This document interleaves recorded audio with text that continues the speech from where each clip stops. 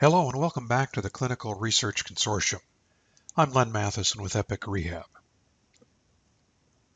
Today's presentation is part 3 of the history of SWAGs, or Structured Work Activity Groups. We began to develop the progressive occupational demand approach to the evaluation of what we now call executive dysfunction at the Casa Colina Career Development Center. The Casa CDC asked me to develop work capacity evaluation and work hardening programs for people with brain injuries and developmental disabilities. In the stage model of rehabilitation, we were especially interested in vocational feasibility for most of these clients. In a work trial with a job coach, the employer would often send the person back to us due to problems with making too many errors or not taking instructions properly or having difficulty with memory or concentration in a busy work setting. Before I describe what we did, let's step back and take a look at the state of the art of neurorehabilitation in 1980. In the 1960s, surgical case studies involving the hippocampus, described by Brenda Milner, had gained widespread attention. Dr. Milner had bridged between the fields of surgery and psychology to evaluate the cognitive and behavioral consequences of radical neurosurgery. Dr. Milner's most famous research subject was Henry Molaison. Henry had very poor quality of life due to intractable seizures. When Henry was 27, surgical resection of large section of Henry's temporal lobes was undertaken by William Scoville, focused on the hippocampus. As a consequence, Henry developed anterograde amnesia and was unable to transfer short-term memories to long-term storage. This is a diagram of the surgical procedure that he performed on Henry. Entering through the eye socket with a retractor to lift up the frontal lobe, a fine suction tip was used to remove the hippocampus. Both of Henry's hippocampi were removed, along with several other nuclei. The surgery was successful, but brought about catastrophic changes in Henry's cognitive capacities. Dr. Milner's research on Henry's ability to form new memories was foundational to our modern understanding of the hippocampus. At about the same time, George Miller bridged between psychology and computer science to begin studying the information properties of the brain with a focus on memory. He delivered a paper that turned out to be a classic in the field, The Magic Number 7, plus or minus 2, Some Limits on Our Capacity for Processing Information. What Dr. Miller called channel capacity described the finite nature of short-term memory, for most people corresponding to 4 to 8 comparisons. He used computer binary notation, reflecting his strategy to test in one-on-one comparisons. More important for us in rehabilitation, Dr. Miller also described a process he called chunking that could increase cognitive capacity by combining separate pieces of information. Chunking allows the brain to hold more information in short-term memory. The work of these early pioneers set the stage for rehabilitation of clients with brain injuries. We focused on what we called work task memory. This is the ability to remember instructions, procedures, and rules that pertain to work assignments. In our earlier work at Rancho and at Downey Community, we had begun to hear from employers that a basic aspect of vocational feasibility had to do with work task memory. People with poor work task memory had problems with productivity that put them below a competitive employment standard. Following the lead of the pioneers in neuropsychology that I've mentioned, we developed an approach to work task memory measurement that had 3 basic principles. First, as with all other measures of work capacity, output is the measure of capacity. Work task memory is measured in terms of output.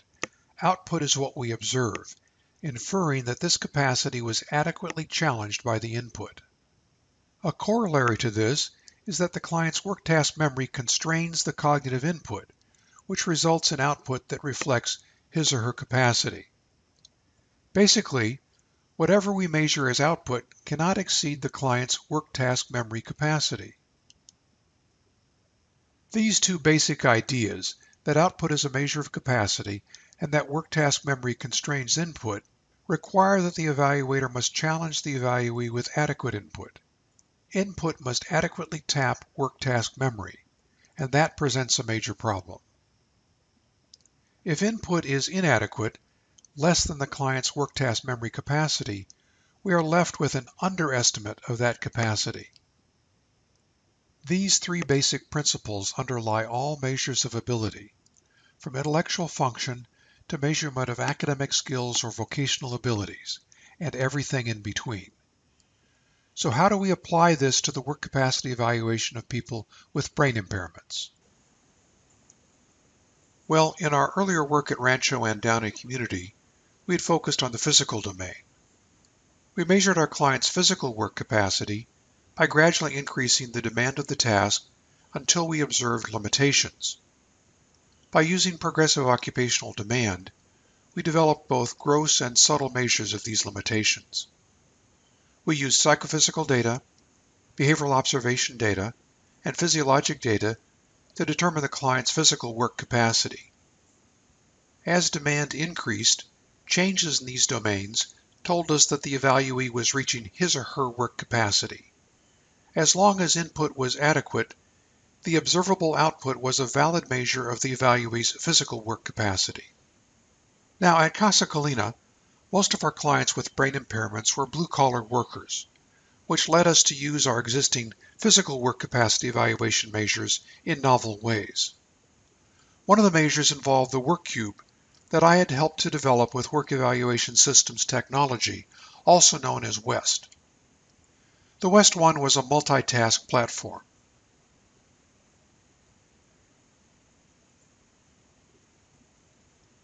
In addition to being a multitask platform, it could also be used as an independent assembly task.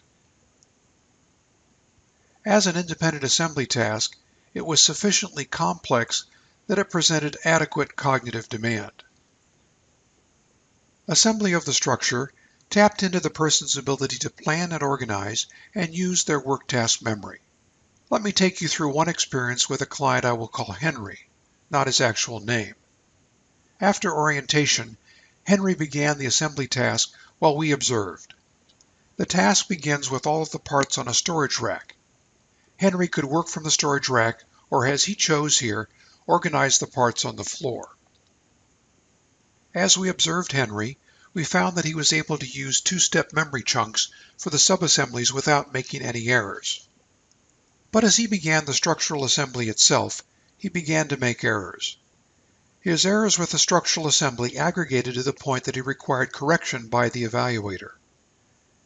After receiving correction and guidance from the evaluator, Henry was able to use three-step memory chunks for the remaining assembly process. Of course, throughout this process, we were able to evaluate Henry's physical work capacity at the light PDC level. We evaluated his continuous standing tolerance with a maximum lift of 5 pounds. We also evaluated his physical abilities in terms of kneeling and bending and reaching. But the most important information we obtained had to do with Henry's vocational feasibility. Within vocational feasibility, there are three major areas: productivity, safety, and interpersonal behavior. The focus in our evaluation with Henry using the WEST 1 as an assembly task was on his productivity. There were 5 components of productivity that we were able to evaluate with this task. We looked at Henry's quality and quantity of productivity. We were able to collect information about Henry's work task instructability and his work task memory, and his ability to maintain concentration and focus on the work task. These are the ratings that we obtained during the task. On the positive side of the ledger, Henry had excellent concentration. His ability to focus attention on assigned tasks in a busy work area was rated at the competitive employment level. His performance gave us the confidence that if he were in a distracting work environment, he would not have difficulty maintaining his focus. But there were problems with both quantity and quality of productivity. Henry took a little more than 4 hours to complete the task. Thus, we rated his quantity at the sheltered employment level. Even though he was slow, he was able to complete the task. But more importantly, Henry's quality of productivity was poor. Because this evaluation was taken as part of a possible referral to work hardening, the rating that we used was not yet employable. We found Henry's work task instructability and his work task memory to both be in the sheltered employment range. He was able to take instruction from his evaluator and with his assistance adequately apply the instructions. Overall, Henry was not yet feasible for competitive employment and entered the work hardening program with a focus on improving the feasibility factors that were at less than a competitive employment level. So how did the West 1 do in terms of addressing the test factor hierarchy? Did it provide useful information? In particular, with regard to the concerns that we identified with the Watson-Sally port at Rancho, how did we do with addressing reliability and validity and practicality? With regard to reliability, we developed an examiner's manual to standardize instructions. We also adapted evaluation recording forms, including the Symptom Productivity Index and the Feasibility Evaluation Checklist. How about validity? Validity of the evaluee's performance was based on cross-referencing to the employer's feedback describing the problems clients like Henry were experiencing in the competitive workplace. We also looked for behaviors in the work simulation that psychometric test performance suggested we would find.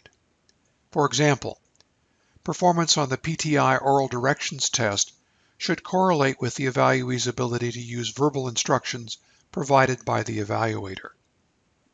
In cases in which the client proceeded from work capacity evaluation to work hardening, we also validated work simulation performance in terms of their response to the work hardening tasks. And how about practicality, a major issue with the Watson-Sally port? The West 1 required about 100 square feet plus the offset for video recording.